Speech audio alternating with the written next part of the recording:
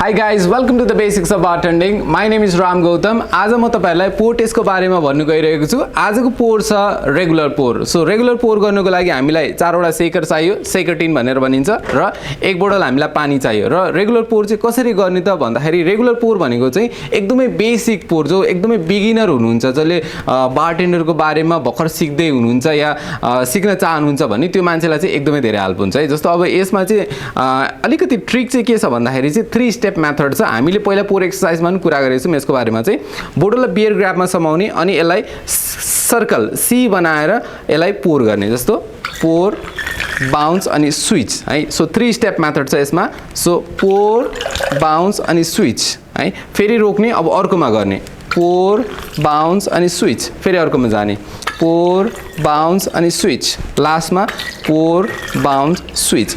र अब यसलाई चाहिँ कहाँनिर युज गर्ने भन्दाखेरि चाहिँ हामीले ककटेल बनाउँदाखेरि चाहिँ यसलाई मेजरमेन्टमा युज गर्न सकिन्छ. जस्तो अब म पोर गर्छु यसमा 12.5 यसमा 25 ml र यसमा 37.5 र यसमा तपाईको 50 ml. जस्तो नेपालमा चाहिँ कस्तो हुन्छ भने धेरै जस्तो मेजरिङ सिस्टम चाहिँ 15 ml 30 ml र 45 ml र 60 ml धेरै जस्तो युज गरिन्छ. अब त्यसलाई तपाईले एउटा काउन्ट सिस्टममा निकाल्दाखेरि हुन्छ. जस्तो मैले चाहिँ 12.5 25 37.5 50 निकाल्दाखेरि चाहिँ मेरो आफ्नै काउन्ट छ है. जस्तो तपाईले चाहिँ आफ्नै काउन्ट बनाउनु पर्यो है त. र मेरो काउन्ट देखाउँछु है त एकचोटी.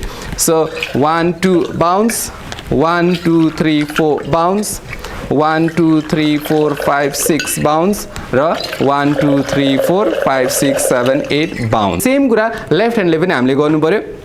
बोतलले लिनु पर्यो पोर बाउन्स स्विच. म अलि लेफ्टी हो मलाई सजिलो हुन्छ. पोर बाउन्स स्विच पोर बाउन्स स्विच अनि पोर बाउन्स स्विच. जस्तो अब तपाईले 30 ml निकाल्दाखेरि चाहिँ या 25 ml निकाल्दाखेरि या 15 ml निकाल्दाखेरि चाहिँ एउटा काउन्ट बनाउनु पर्ने हुन्छ.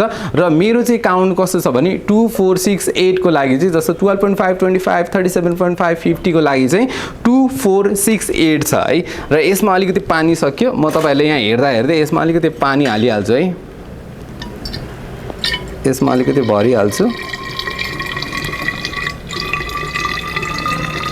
यति भएपछि पुग्छ मलाई.